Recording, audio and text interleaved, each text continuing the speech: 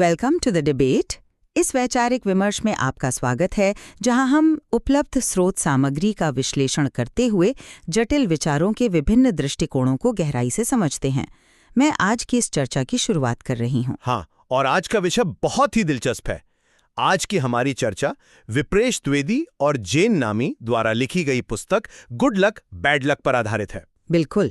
आज हम किस्मत या लक के मूल सिद्धांतों को डिकोड करने का प्रयास करेंगे, विशेष रूप से हमारे उन श्रोताओं के लिए जो इस विषय में बिल्कुल नए हैं। मतलब हम ये समझना चाहते हैं कि ये पूरी चीज काम कैसे करती है। सही कहा आपने। इंसान का दिमाग ना हमेशा परिणामों पर नियंत्रण चाहता है। ये हमें एक मनोवैज्ञानिक सुरक्षा देता है कि अगर हम सही इनपुट देंगे तो हमें सही आउटपुट ही मिलेगा। हाँ बिल्कुल, एक सटीक गणितीय समीकरण की तरह। या जैसे खेती करना, आप खेत तैयार करते हैं, सही बीज बोते हैं, सही मात्रा में खाद डालते हैं और स्वाभाविक रूप से उम्मीद करते हैं कि फसल अच्छी ही होगी। ये एक बहुत ही सीधा कार्य कारण संबंध लगता है ना? लगता तो है, लेकिन फिर एक दिन अचानक बेमौसम ओलावृष्टि हो जाती है और आपकी सारी योजना, आपकी उस सारी मेहनत के बावजूद फसल पूरी तरह बर्बाद हो जाती है। अचानक लो कार्य कारण का भ्रम टूट जाता है और हम खुद को एक ऐसे परिदृश्य में पाते हैं जो पूरी तरह से अनिश्चित है। और ठीक यहीं से हमारी आज की चर्चा का मूल प्रश्न जन्म लेता है। क्या किस्मत केवल एक अनियंत्रित यादृच्छिक शक्ति है? मतलब क्या ये सिर्फ रैंडम चांस और प्रोबेबिलिटी है जो हमारे जीवन के परिणामों को तय करती है, या किस्मत मुख्य रूप से हमारी अपनी तैयारी, मानसिकता और कर्मों का परिणाम है जिसे हम काफी हद तक नियंत्रित कर सकते हैं? बिल्कुल। तो एक फॉर्मल डिबेट की तरह हम पहले अपने अपने दृष्टिकोण स्पष्ट करेंगे और फिर इन तर्कों का गहराई से परीक्षण करेंगे। मैं इस बहस में ये पक्ष रखूंगी कि हम तैयारी, लचीलेपन और सकारात्मक मानसिकता के माध्यम से अपनी किस्मत खुद बना सकते हैं। और मैं इस दृष्टिकोण का प्रतिनिधित्व करूंगा कि यादृच्छिक संयोग और प्रायिकता ही सर्वोपरि हैं और किस्मत पर मानवीय नियंत्रण की सीमाएं वास्तव में बहुत अधिक हैं। तो मैं शुरुआत करता हूं। मेरा दृष्टिकोण यह है कि किस्मत मूल रूप से संयोग और प्रोबेबिलिटी का खेल है। अच्छा। हाँ, देखिए, हम इंसान अपनी सफलताओं का श्रेय अपनी मेहनत को देना बहुत पसंद करते हैं, लेकिन सांख्यिकीय वास्तविकता यह है कि सेरेंडिपिटी यानी आकस्मिक लाभ और सही टाइमिंग हमारे व्यक्तिगत प्रयासों से कहीं अधिक शक्तिशाली होते हैं। हम बस इस सत्य को स्वीकार करने से डरते हैं क्योंकि यह हमारे नियंत्रण के भ्रम को, हमारे इल्यूजन ऑफ कंट्रोल को पूरी तरह तोड़ देता है। मैं आपकी बात समझ रही हूं, लेकिन इसके ठीक विपरीत मेरा यह दृढ़ विश्वास है कि किस्मत को केवल एक अंधी और अनियंत्रित ताकत मानना हमारी अपनी क्षमता को बहुत कम आंकना है। पुस्तक के मूल सिद्धांतों के अनुसार किस्मत तब बनती है जब तैयारी अवसर से मिलती है। पर क्या हर बार ऐसा होता है? मैं कह रही हूं कि कौशल विकास, निरंतर नेटवर्किंग और एक ग्रोथ माइंडसेट अपनाकर हम सक्रिय रूप से अनुकूल परिणाम उत्पन्न कर सकते हैं। हमारी दृढ़ता और हमारा लचीलापन ही हमारे अच्छे भाग्य का निर्माण करते हैं। मतलब हम ब्रह्मांड के मूक दर्शक नहीं हैं, हम अपने भाग्य के सक्रिय वास्तुकार हैं। मैं इसे एक अलग नजरिए से देखता हूं। चलिए अच्छे, बुरे और तटस्थ भाग्य की प्रकृति से इस बहस को खोलते हैं। आप कह रही हैं कि हम अपने भाग्य के वास्तुकार हैं। हाँ बिल्कुल हूँ। लेकिन जब कोई अचानक किसी गंभीर बीमारी का शिकार होता है या मान लीजिए किसी वैश्विक आर्थिक मंदी में अपनी नौकरी खो देता है, तो क्या वो अपने भाग्य का वास्तुकार है? ऐसी अप्रत्याशित घटनाएं पूरी तरह से मानवीय नियंत्रण के बाहर होती हैं। देखिए, मैं ये नहीं कह रही कि हम दुनिया की हर घटना को रोक सकते हैं, लेकिन बुरे भाग्य का अनुभव भी सफलता की ओर एक कदम हो सकता है, यदि हम इसे एक अलग नजरिए से देखें। कैसे? बीमारी या नौकरी जाना सफलता का कदम कैसे हो सकता है? इसे एक सॉफ्टवेयर ग्लिच की तरह सोचिए। जब किसी प्रोग्रामर के कोड में कोई अप्रत्याशित बग आता है, तो वह उसे दुनिया का अंत नहीं मानता। वह उस ग्लिच का उपयोग सिस्टम की कमजोरियों को समझने और कोड को पहले से कहीं अधिक मजबूत बनाने के लिए करता है। बुरी परिस्थितियां हमारी समस्या समाधान क्षमता को निखारती हैं। अगर हम उस बुरे भाग्य पर रोने के बजाय उसे डिकोड करें तो हम उसे अपने पक्ष में मोड़ सकते हैं। क्षमा करें, लेकिन मैं इस बात को नहीं मानता। मैं बताता हूं क्यों। बुरे भाग्य को हमेशा सीखने का अवसर मानना बिल्कुल यथार्थवादी नहीं है। यह एक प्रकार का अत्यधिक आशावाद या टॉक्सिक पॉजिटिविटी है। आपको ऐसा क्यों लगता है? क्योंकि एक प्राकृतिक आपदा या कोई भयानक दुर्घटना सिर्फ एक त्रासदी है, कोई मास्टर क्लास नहीं। और इससे भी बड़ी बात, हम सिर्फ अच्छे और बुरे भाग्य पर अटक गए हैं, जबकि स्रोत सामग्री तटस्थ भाग्य या न्यूट्रल लक का भी बहुत गहरा विश्लेषण करती है। जीवन का 80% हिस्सा न तो अत्यधिक अच्छा होता है, न ही बुरा। हाँ, किताब में न्यूट्रल लक का जिक्र है। बिल्कुल। ट्रैफिक में फंसना, मौसम का सामान्य होना, एक औसत दिन, ये चीजें बस होती हैं। उनका कोई गहरा अर्थ नहीं होता, लेकिन हम इंसान हर चीज में अर्थ खोजना चाहते हैं। पर वो तटस्थ भाग्य ही तो असली अखाड़ा है, जहां असल तैयारी होती है। देखिए, ट्रैफिक में फंसना एक तटस्थ घटना हो सकती है, लेकिन उस समय आप अपनी गाड़ी में खींच रहे हैं या कोई पॉडकास्ट सुनकर अपना ज्ञान बढ़ा रहे हैं, ये पूरी तरह आपकी पसंद है। वो तो है, पर जो व्यक्ति उस तटस्थ समय का उपयोग खुद को तैयार करने में करता है ना, वो भविष्य में आने वाले किसी भी अच्छे अवसर का फायदा उठाने के लिए बेहतर स्थिति में होता है। ये बात सुनने में बहुत प्रेरणादायक लगती है, लेकिन यहाँ हम एक बहुत ही क्लासिक मनोवैज्ञानिक जाल में फंस रहे हैं, जिसे गुणारोपण त्रुटि या एट्रीब्यूशन एरर कहा जाता है। अच्छा? हाँ, हमारा मस्तिष्क अपनी रक्षा के लिए एक नैरेटिव बनाता है। जब कोई व्यक्ति सफल होता है तो वो सोचता है, मैंने ट्रैफिक में पॉडकास्ट सुना, मैंने कड़ी मेहनत की, इसलिए मैं सफल हुआ। वो अपनी सफलता को अपनी आंतरिक क्षमता से जोड़ता है, जो कि काफी हद तक सच भी होता है। पर जब वो विफल होता है तो क्या कहता है? वो कहता है, बाजार खराब था या मुझे सही मौका नहीं मिला। हम ये स्वीकार ही नहीं कर पाते कि जो व्यक्ति सफल हुआ है उसे शायद सही समय पर सही जगह पैदा होने का या किसी से अचानक मिल जाने का बड़ा फायदा मिला हो। ये पूर्वाग्रह हमें भाग्य के वास्तविक और विशाल प्रभाव को देखने से रोकता है। मैं समझती हूँ कि आप ऐसा क्यों सोचते हैं, लेकिन मुझे आपको एक अलग दृष्टिकोण देने दें। गुणारोपण त्रुटि एक वास्तविक मनोवैज्ञानिक घटना है, मैं इससे इनकार नहीं कर रही। हमारा ईगो खुद को बचाना चाहता है। बिल्कुल। लेकिन सफलता को केवल सही समय पर सही जगह होने का परिणाम मान लेना भी तो एक तरह का बौद्धिक आलस्य है। बौद्धिक आलस्य कैसे? मान लीजिए, एक अवसर दरवाजे पर दस्तक देता है। वो प्रोबेबिलिटी है, लेकिन क्या आपने उस दरवाजे तक पहुंचने का रास्ता साफ रखा है? क्या आपके पास वो कौशल है जो उस अवसर को भुना सके? चलिए, एक एंटरप्रेन्योर यानी उद्यमी और एक आम कर्मचारी के जीवन की तुलना करते हैं। ठीक है, बताइए। एक सफल उद्यमी किस्मत के भरोसे नहीं बैठता, वो परिकलित जोखिम या कैलकुलेटेड रिस्क लेता है। वो अपनी नेटवर्किंग और अनुकूलन क्षमता से किस्मत के काम करने का दायरा, जिसे लक सरफेस एरिया कहते हैं, उसे सक्रिय रूप से बढ़ा देता है। यह एक सम्मोहक तर्क है, लेकिन क्या आपने विचार किया है कि उस लक सरफेस एरिया को बढ़ाने की क्षमता भी अक्सर उन कारकों से तय होती है जिन्हें हमने कभी नहीं चुना? आपका मतलब है बैकग्राउंड? बिल्कुल। एक उद्यमी जो जोखिम उठा रहा है, उसके पास अक्सर एक मजबूत वित्तीय सुरक्षा जाल, एक फाइनेंशियल सेफ्टी नेट होता है। अगर उसका स्टार्टअप फेल भी हो जाए तो वो सड़क पर नहीं आएगा। यह सुरक्षा जाल ही उसकी किस्मत है। मैं सहमत हूं कि सेफ्टी नेट मदद करता है, पर वहीं दूसरी ओर सोचिए, एक एवरीडे वर्कर या आम कर्मचारी जो एक कारखाने में काम कर रहा है, उसकी किस्मत अक्सर मैक्रो इकोनॉमिक ताकतों द्वारा तय होती है। अगर मंदी आती है तो उसकी नौकरी चली जाती है, चाहे वो कितना भी मेहनती क्यों ना हो। यह एक दुर्भाग्यपूर्ण वास्तविकता है। और अनिश्चितता का यही डर इंसानों को इतना डराता है कि वे इसे नियंत्रित करने के लिए कृत्रिम तरीके खोजने लगते हैं, जैसे कर्म का सिद्धांत और अंधविश्वास। हम बस ये जताना चाहते हैं कि हमारे हाथ में कुछ तो है। देखिए, आप कर्म और अंधविश्वास को एक ही पलड़े में रख रहे हैं, जो मुझे लगता है कि स्रोत सामग्री के साथ न्याय नहीं है। अच्छा, दोनों ही तो अनिश्चितता से निपटने के तरीके हैं। नहीं, अंधविश्वास अनिश्चितता से बचने का एक पैसिव तरीका है। मतलब आप एक भाग्यशाली अंगूठी पहन लेते हैं और चमत्कार की उम्मीद करते हैं। लेकिन कर्म, जैसा कि इस विमर्श में परिभाषित है, कोई जादुई शक्ति नहीं है। यह कॉज एंड इफेक्ट का एक अत्यंत तार्किक और सक्रिय सिद्धांत है। तार्किक सिद्धांत?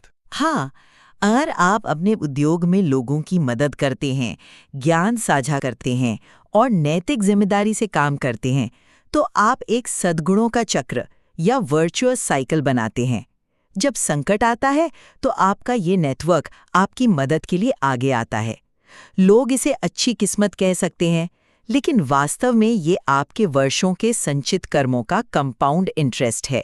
मैं मानता हूं कि सकारात्मक व्यवहार अच्छे संबंध बनाता है, लेकिन हमें इस कर्म रूपी कंपाउंड इंटरेस्ट की सीमाओं को भी समझना होगा। दुनिया बहुत जटिल है और अक्सर सामूहिक कर्म या बड़े सिस्टम व्यक्तिगत कर्मों को कुचल देते हैं। यह सच है कि बड़े सिस्टम्स का प्रभाव होता है। इतिहास गवाह है कि कई बार सबसे अच्छे और ईमानदार लोगों को सबसे भयानक दुखों का सामना करना पड़ा है। और जहां तक अंधविश्वास की बात है, यह सिर्फ भाग्यशाली अंगूठी पहनने तक सीमित नहीं है, यह हमारे दिमाग की वायरिंग का हिस्सा है। मनोविज्ञान में इसे भ्रामक सहसंबंध या इल्यूसरी कोरिलेशन कहते हैं। क्या आप समझा सकते हैं कि ये हमारे रोजमर्रा की किस्मत को कैसे प्रभावित करता है? बिल्कुल। इंसानी दिमाग एक बेहतरीन पैटर्न रिकग्निशन मशीन है। इवोल्यूशन के दौरान जंगल में सरसराहट सुनकर भागने वाले हमारे पूर्वज ही जीवित बचे, क्योंकि उन्होंने एक पैटर्न देखा। आज के आधुनिक जीवन में हमारा दिमाग दो ऐसी घटनाओं के बीच संबंध जोड़ लेता है जिनका असल में कोई वास्ता नहीं होता। कोई उदाहरण? मान लीजिए आपने एक नीले रंग की शर्ट पहनी और आपका एक बहुत मुश्किल क्लाइंट मान गया। आपका दिमाग तुरंत नीली शर्ट को सफलता से जोड़ देता है।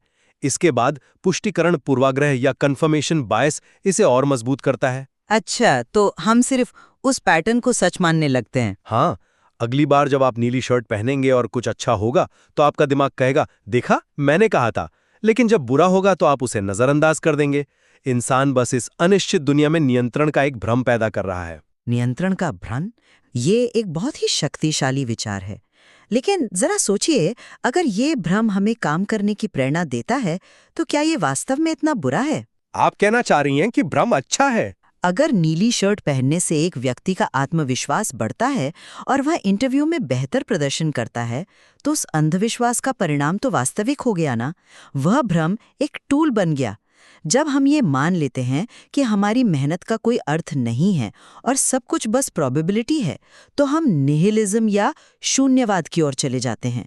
किस्मत पर नियंत्रण का ये विचार, चाहे वो आंशिक रूप से भ्रम ही क्यों ना हो, मानव प्रगति का एक बड़ा इंजन है। मैं इस बात से सहमत हूं कि पूरी तरह से शून्यवाद में जाना खतरनाक है, लेकिन ये उपकरण तब बहुत विषैला हो जाता है जब हम दुनिया के हर परिणाम का कारण केवल व्यक्ति को मानने लगते हैं। आप ऐसा क्यों कहते हैं? क्योंकि अगर हम मानते हैं कि केवल मेहनत ही किस्मत बनाती है, तो इसका उल्टा अर्थ यह निकलता है कि जो व्यक्ति गरीब है, बीमार है या असफल है, वो इसलिए ऐसा है क्योंकि उसने मेहनत नहीं की। ये सोच सहानुभूति को, एम्पैथी को पूरी तरह खत्म कर देती है। एक लकी स्ट्रीक या लगातार मिलने वाली सफलता हमारे आत्मविश्वास को बढ़ा सकती है, लेकिन हमें ये याद रखना चाहिए कि एक बड़ा हिस्सा अभी भी संयोग ही है। ये एक बहुत ही संवेदनशील और महत्वपूर्ण बिंदु है, और यही हमें अपनी चर्चा के अंतिम और सबसे गहरे हिस्से की ओर ले जाता है। किस्मत, सफलता और खुशी के बीच का अंतिम संबंध। हाँ, ये किताब का एक बहुत अहम हिस्सा है। अगर हम मान लें कि बाहरी दुनिया में हमारी सफलता पर प्रायिकता का बड़ा हाथ है, तो हमारी खुशी का क्या? क्या हमारी आंतरिक खुशी भी किस्मत का ही खेल है? मेरा मानना है कि बाहरी भाग्य हमें क्षणिक खुशी तो दे सकता है, लेकिन सच्ची खुशी हमारी आंतरिक माइंडफुलनेस पर निर्भर करती है। आप सफलता और खुशी को एक साथ जोड़ रही हैं, जबकि दोनों के मैकेनिज्म बहुत अलग हैं। मैं इसे मनोविज्ञान के हेडोनिक ट्रेडमिल सिद्धांत के नजरिए से देखती हूँ। इवोल्यूशन ने हमें ऐसा बनाया ही नहीं है कि हम स्थायी रूप से संतुष्ट रहें। अगर हमारे पूर्वज एक हिरण का शिकार करके जिंदगी भर खुश रहते, तो वे अगले दिन भूख से मर जाते। सही बात है। इसलिए हमारे मस्तिष्क का डोपामाइन स्तर हमेशा अपने बेसलाइन या मूल स्तर पर वापस आ जाता है। अगर आपको किस्मत से अचानक एक बहुत बड़ी लॉटरी मिल जाती है, तो शोध बताते हैं कि 6 महीने बाद आपकी खुशी का स्तर लगभग वही होगा जो लॉटरी जीतने से पहले था। इसलिए दीर्घकालिक खुशी किस्मत पर नहीं, बल्कि हमारे दृष्टिकोण, कृतज्ञता और लचीलेपन पर निर्भर करती है। क्षमा करें, लेकिन मैं इस बात को पूरी तरह नहीं मानता। मैं बताता हूं क्यों। हेडोनिक ट्रेडमिल का सिद्धांत बिल्कुल सच है कि इंसान की खुशी अनुकूलित हो जाती है, लेकिन हम ये कैसे भूल सकते हैं कि वो खुशी का जो बेस लाइन है, वो भी काफी हद तक किस्मत से ही तय होता है। मतलब बुनियादी जरूरतें। बिल्कुल। अच्छी शिक्षा, कुपोषण से बचाव, एक सुरक्षित देश में जन्म, ये बुनियादी आवश्यकताएं ही तो वो बेसलाइन तय करती हैं। एक व्यक्ति जो हर दिन अपने अस्तित्व की लड़ाई लड़ रहा है, उसका बेसलाइन उस व्यक्ति से बहुत अलग होगा जो वातानुकूलित कमरे में बैठकर कृतज्ञता की डायरी लिख रहा है। ये कड़वा सच है, मैं मानती हूँ। हमें ये स्वीकार करना होगा कि न्यूनतम वित्तीय स्थिरता और सकारात्मक सामाजिक परिस्थितियां ही उस आंतरिक खुशी के लिए मंच तैयार करती हैं, और ये मंच अक्सर किस्मत से ही मिलता है। मैं इस बात से पूरी तरह इनकार नहीं करूंगी कि बुनियादी आवश्यकताएं महत्वपूर्ण हैं। एक व्यक्ति भूखे पेट दर्शन की बातें नहीं कर सकता, लेकिन पुस्तक इस बात पर गहराई से जोर देती है कि एक बार सर्वाइवल की बुनियादी जरूरतें पूरी हो जाने के बाद खुशी और सफलता के मामले में भाग्य का प्रभाव तेजी से कम होने लगता है। कम होने लगता है, पर खत्म नहीं होता। पर उसके बाद आपकी पर्सनल एजेंसी या व्यक्तिगत शक्ति ही सब कुछ तय करती है। यदि हम अपनी हर विफलता का दोष किस्मत पर डाल देंगे तो हम कभी वो ग्रोथ माइंडसेट विकसित नहीं कर पाएंगे जो हमें आगे ले जाता है। देखिए, मैं व्यक्तिगत शक्ति के महत्व को सिरे से खारिज नहीं कर रहा हूं। इंसान को निश्चित रूप से अपने जीवन को बेहतर बनाने का प्रयास करना चाहिए, लेकिन मेरी पूरी दलील का सार बौद्धिक विनम्रता में निहित है। मतलब हमें अपनी सफलता पर घमंड नहीं करना चाहिए। बिल्कुल। जब एक सफल उद्यमी फोर्ब्स मैगजीन के कवर पर आता है तो उसे यह स्वीकार करने में विनम्र होना चाहिए कि उसकी 80 घंटे की मेहनत के साथ साथ सही समय पर सही तकनीक का आना, सही निवेशकों का मिलना, ये सब वे कारक थे जिन्हें उसने कभी नियंत्रित नहीं किया। दुनिया में अनगिनत ऐसे लोग हैं जो उतने ही होशियार और मेहनती हैं, लेकिन किस्मत ने उनका साथ नहीं दिया। मुझे लगता है कि इस बिंदु पर पहुंचकर हमारे तर्क एक दूसरे से टकराने के बजाय एक दूसरे को पूर्ण कर रहे हैं। हमने स्रोत सामग्री, गुड लक, बैड लक के बहाने एक बहुत ही जटिल विषय का परीक्षण किया है। हाँ, बहुत ही गहराई से। एक फॉर्मल डिबेट के समापन की तरह मैं अपने दृष्टिकोण को संक्षेप में रखना चाहूंगी। यद्यपि हम जीवन की यादृच्छिक घटनाओं को नियंत्रित नहीं कर सकते, लेकिन हम खुद को कैसे तैयार करते हैं ये पूरी तरह हमारे हाथ में है। एक मजबूत मानसिकता, निरंतर सीखने की ललक और सही कर्म ही वो पुल हैं जो अनिश्चितता की खाई को पार करते हैं। हम भाग्य के आने का इंतजार नहीं करते, हम उस चौराहे पर खड़े होते हैं जहां भाग्य के गुजरने की सबसे अधिक संभावना होती है। और मेरी ओर से इस विमर्श का सारांश ये है कि हमें ब्रह्मांड की विशालता और प्रोबेबिलिटी की शक्ति का सम्मान करना चाहिए। ये विचार कि हम सब कुछ नियंत्रित कर सकते हैं न केवल अवैज्ञानिक है, बल्कि हमारे भीतर अहंकार भर देता है। किस्मत को एक गणित का सीधा फॉर्मूला नहीं है। हमें यह स्वीकार करना चाहिए कि जीवन में सेरेंडिपिटी और भाग्य की एक बहुत बड़ी भूमिका है।